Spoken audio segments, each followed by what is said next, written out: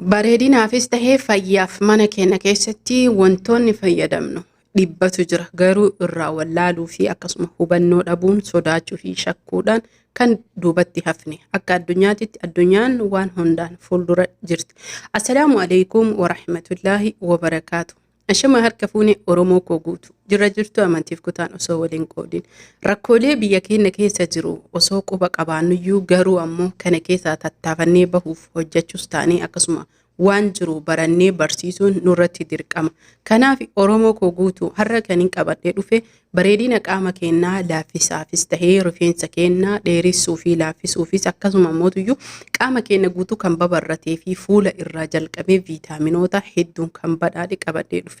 Asitti kan argitan loomiidha. Loomii kennaa firii lamaa dhiyeeffannee dhiqan. Hordoftoota fi kabajamtoota kiyya. Loomiin viitaamin Cdha. Akkuma namoonni hedduun beeku qaama keenya bareechisuufis taatee qulqulleessuuf faangasii fi yookiin baakteeriyoota adda addaa nurraa ittisuuf gahee guddaa qabdi. Loomii erga dhiqnee geessinee ammootuyyuu ni gogsina jechuudha. Hordoftoota fi kabajamtoota kiyyaa asitti akkuma argitan kanatti mallattoo sabskraayibii kana namoonni maatii koon taane tuqaa jechuu hin irraanfanne. Garuu ammootuyyuu namoonni viidiyoo yoo ilaaltan sabskiraayib gochuun laayik gochuun hiriyoota keessanillee akka irraa fayyadaman sheer godha. Namoonni hedduun waan hedduu irratti waan hojjedhuuf qabadhee dhufuuf wal harkaa dha'uu qaba. Hunda isaa beeynee gaafa argannee fi akkasuma mootuyyuu gaafa dandeenye fayyadamuun qabna jechuudha. Wantoota hedduudha waa meeqa hojjettaa jettanii raajii isinitti taheetu jira. Waan dhagahee fi waan faayidaa qabu uummata kiyyaa hojjechuu akkasuma itti fayyadamuu fi ofis fayyadee isinis fayyaduu irraa hin goru isiniin jedha. Akkuma asitti argitanitti loomii erga dhiinee goysinee jennee saanii qulqullina qabu yookiin ammootuyyuu tirii qulqullina qaburra kaayanna. Booddee sanii ammootuyyuu kan ittiin bulleessan maashina xixiqqaa fuunee quncee isaa irraa ittiin bulleessina. Quncee isaa qofa barbaadna jechuudha loomii sa'aatii kanatti.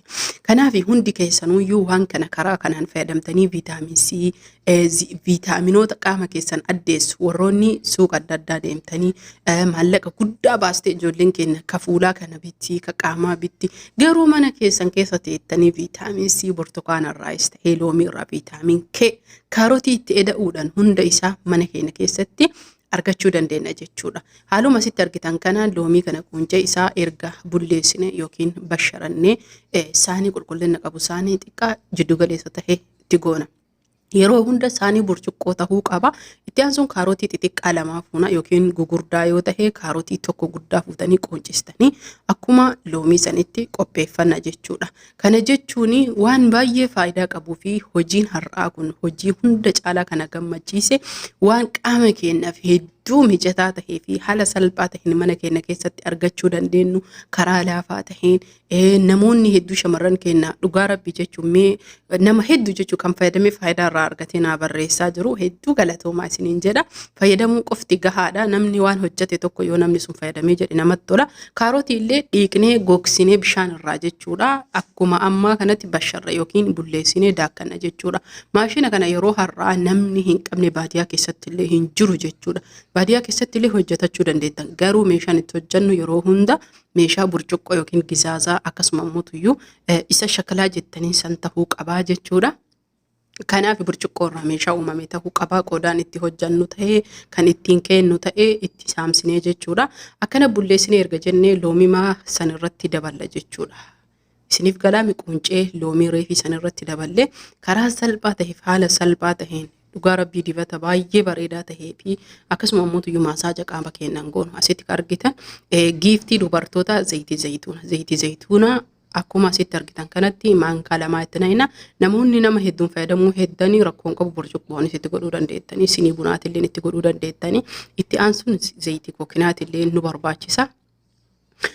Asitti kan isinii galuu qabu zayitii zayituuna maankaan sadii illee ni ta'a. Maankaa lama erga itti gootanii geessitanii booddessanii ammootuyyuu zayitii kookinaatii maankaa lama itti goona jechuudha. Garuu zayitiin kookinaatii amma asitti isin argitan kun jabaataadha. Kan hin baqinii jechuudha. Kan qabbana keessa firiijii keessa ture waan ta'eef maankaa tokko itti godha akka dhadhaa waan jiruufi maankaa lama akka sadii garuu dhangala'aa yoo ta'e zayitii kookinaatii wal jinaarra ta'uu qaba yookiin xabi'ii ta'uu qaba. Booda sanii ammoo saanii haa ta'uu distii haa ta'uu fuunee fooxaa keessa keenna. Booddee sanii ammoo tuyyuu fuunee saanii kana keessa kenna osoo saanii keessan kaa'inna of kolchaa isiniin jedha. Bishaan saanii sanitti naqnee fooxaa san irra saanii kana kenna akka bishaan saanii kana hin dhaqqabne. Isinii galaami kuni tooftaa yookiin mala ittiin jireenyaati jechuudha. Akka bishaan kun danfee ol danfee qibaatii yookiin ammoo dibata amma tolfataa jirru kana hin dhaqqabne ibidda irra kenna jechuudha. Ibidda baay'ee laafaa irra kenne bishaan kun oo'ee sa'aatii yookiin walakkaa sa'aatii booda akka amma isin asitti argitan kanatti bakki ibiddaa naan mijane kaameraa fuudhee deemuun natti hin tolle erga inni oo'ee wal fudhatee jedhee osoo bishaan sun danfee meeshaa kana hin tuqin yookiin qodaa amma hojjanne zayitii dibataa kana hin tuqin haaluma salphaa taheen dhimmifanna yookiin oo'ifna jechuudha. Wal fudhachiifna. Erga itti bahee jedhee kaarotiinuu fudhatee bifni loomii fi kaarotii zayitii reefii kana fudhatee bifa kaarotii godha jechuudha. Maashaallah hedduu zayitii bareedaa fi zayitii bifni isaa bareeda kun haaluma asitti argitan kana booda sanii hin dhimbiibnaa jechuudha. Namoonni jarjara hin qabne wanni isin beekuu qabdan ani viidiyoo irratti waan isin obsaan eeguu hin dandeenyeef jarjara. Namoonni jarjara hin qabne ammoo erga amma akkasitti ho'istanii bulchitanii boruus godhuu ni dandeettanii. Ani viidiyoo addaan kutee deebisee malee sa'a 2 ture jechuudha. Erga akkasitti ho'isee walakkaa sa'a achirralee sa'a 2 lafa teessisee haga qabbanaa'utti hojii biraa hojjedhe eegasii viidiyoo kiyyatti fufe jechuudha. Kanaaf haala kanaan dhimbiibbaa mana keessan jirutti dhimbiibbolee garaagaraa qabaachuu dandeettanii akkuma isin dura isinii hime shaashin dhimbiibuu dandeettanii rakkoo tokko illee hin qabu jechuudha. Waan mana keenya keessa jiru dhimbiibne ammas qodaa burcuqqooti ka dhiyeeffannu. Yeroo hunda qodaa burcuqqoo ta'uu qaba argitanii zayituunaa fi zayitiin kookinaati uumama isaatiin adiidha. Yeroo dhangala'u ammootu yeroo oo'ee akka bishaanii dhangala'aa ta'u bifni isaa bifa bishaaniiti jechuudha. Zayituunni bifa gara akkamitti isin himuu danda'a geeshoo yookiin ammoo bifa goommaniiti. Garuu amma kaarotii fi loomiin wal fudhatee bifa kana tahe jechuudha. Firiijii kennee dibata kana achuma barbaadan alallee rakkoota kan qabu taa'uu danda'a. Garuu firiijii yeroo kennee wal qabatee jechuudha hedduu bareedaa kan tahuu fi akkasuma ammootuyyuu baay'ee gaarii filatamaa kan tahu sababa kanaaf firiijii kennee achi fayyadamuu dandeenya. Ala kennee dibachuu dandeenya. Akkaataan dibata isaa rifeensa kennallee gaafa dhiqachuu hennu galgala san ittiin bingoonee filannee masaaja mataa kennan goonee qaama keenya guutuutti sukkuumnee fuula keenya galgala hirriba dura torbaanitti al sadii scrap yookiin ammootuyyuu sukkuummaa fuulaa masaajaan osoo goonee hedduu bareedaa fi akkasuma ammootuyyuu fayya qabeessaa fi faayidaa guddaa qaba isiniin jedha. Hordoftoota fi kabajamtoota kiyya hundi keessaa waan kana gadi fageenyaan fayyadamuu akkasuma ammoo hiriyoota keessanii qooduu loomii fi kaarotii qofa fayyadamtanii jechuudha. Zayituunaaf zayitii kookinaatii wajjin viitaamin C, viitaamin namoonni hedduu maallaqa guddaa baasanii addunyaan tun itti dadhabdee mana yaalaa irraa dhaqanii argitanii bitatanii maallaqa guddaan mana keenya teennee malaa fi aadaa ogummaa Oromoon keenya dur haadhaa fi abbaan keenya mana keenyatti ittiin yaalamu ittiin fayyadamuu dandeenya, itti hojjetuu dandeenya isiniin jedha.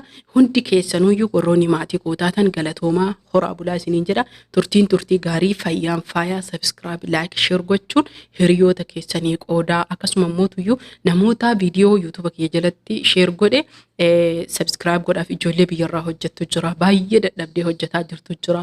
Ganama galgala keessan subscribe naa goosisi jedhani obboleeyyan kiyya namoonni viidiyoo kana laaltan namoota share godhu isin irratti dhufe subscribe godhaa fi subscribe waan takkallee isiniin dabalu isin irraa hin hir'isu. Garuu ammootuyyuu nama sanii subscribein hamilee tahaa YouTube isaa kana guddisaa laayikiin viidiyoo facaasaa. Kanaaf hundi keessanuyyuu inni namni sun kan inni irraa argatu view irraa namni hedduu laalu irraa yoo kaffaltillee ta'e argata malee subscribe fi laayikii irraa kaffaltiin argatu. Kan inni argatu laayikiin viidiyoo isaa kana facaasa akka nama hedduu gahu subscribein ammootuyyuu maatii hedduu horata jechuudha. Isinii galee miire kanaaf hundi keessanuyyuu nagahaa naa jiraadhaa horaa bulaa Oromoo koo isin jaalladha isin kabaja isiniin jedha fayyaan faayaa nagahatti.